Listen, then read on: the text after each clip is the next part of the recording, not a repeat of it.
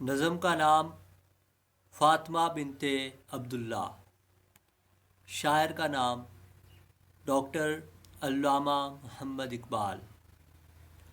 نظم کا پس منظر۔ یہ نظم علامہ اقبال نے ایک عرب لڑکی فاطمہ بنت عبداللہ کو خراج تحسین پیش کرنے کے لیے 1912 میں لکھی۔ ستمبر 1911 عیسوی میں برطانیہ کے انگریزوں کے اشارے پر اٹلی نے طرابلس یعنی لیبیا پر حملہ کر دیا۔ ترکی طرابلس والوں کی مدد کرنا چاہتا تھا، مگر وہ اس قدر طاقتور نہ تھا کہ مصر پر حکمران انگریزوں کی ناکہ بندی کو توڑ سکے۔ طرابلس کے دینی اور سیاسی رہنما شیخ سنیوسی نے اس جنگ کو جہاد قرار دے دیا۔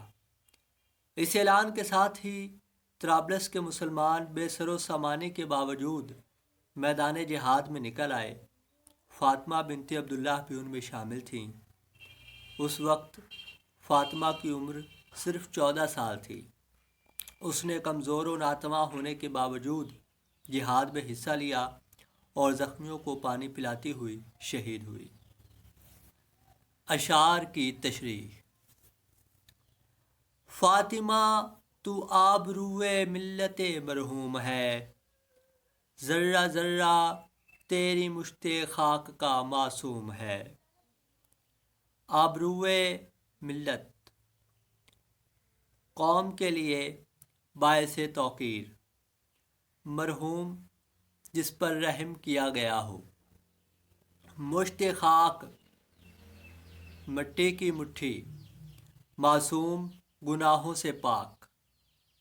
اے فاطمہ بنت عبداللہ، تو امت مسلمہ کے لیے باعث توقیر ہے۔ تیری تخلیق کے لیے جو مٹھی پر خاک استعمال ہوئی تھی، اس کا ذرہ ذرہ بھی معصوم ہے۔ یہ سعادت حور صحرائی تیری قسمت میں تھی، غازیان دین کی سقائی تیری قسمت میں تھی۔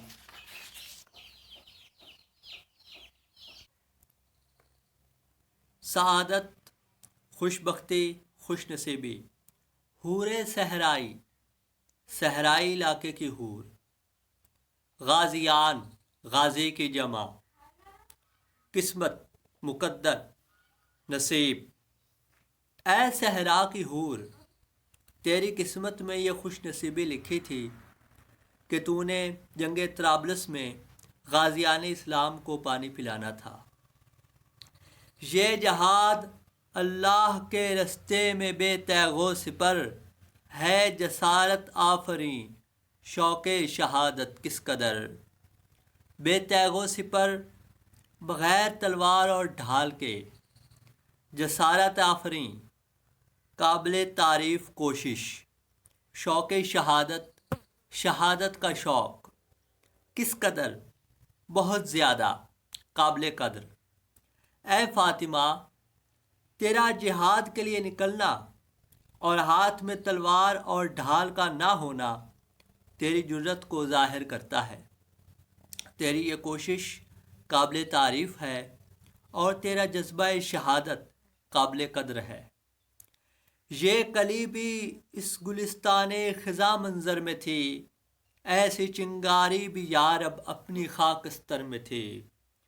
کلی، غنچہ، مراد فاطمہ، گلستان، باغ، گلزار، خزاں، پت جھڑ کا موسم، چنگاری، شرر، خاکستر، راکھ۔ ایسا غنچہ بھی اس پت جھڑ کے موسم کا منظر دکھانے والے باغ میں موجود تھا، ایسا شرر مسلمانوں کی راکھ میں ابھی تک موجود تھا۔ اپنے صحرا میں بہت آہو ابھی پوشیدہ ہیں، بجلیاں برسے ہوئے بادل میں بھی خوابیدہ ہیں۔ صحرا، ریگستان، آہو، ہرن، بجلیاں، آسمانی برق، خوابیدہ سوئی ہوئی چھپی ہوئی۔ ان صحرا میں بہت سے ہرن موجود ہیں، اگرچہ بادل برس چکا ہے لیکن ابھی بہت سی بجلیاں ابھی تک ان برسے ہوئے بادلوں میں موجود ہیں۔ فاطمہ گو شبنم افشاں آنکھ تیرے غم میں ہے، نغمۂ عشرت بھی اپنے نالائے ماتم میں ہے۔ گو اگرچہ شبنم افشاں آنسو برسانے والی، نغمۂ عشرت عیش کا راگ، نالائے ماتم کسی کے مرنے پر رونا۔ اے فاطمہ اگرچہ میری آنکھ تیری جدائی میں آنسو بہا رہی ہے، لیکن تیرے مرنے پر جو آہو زاری کر رہا ہوں اس میں خوشی کا راگ موجود ہے۔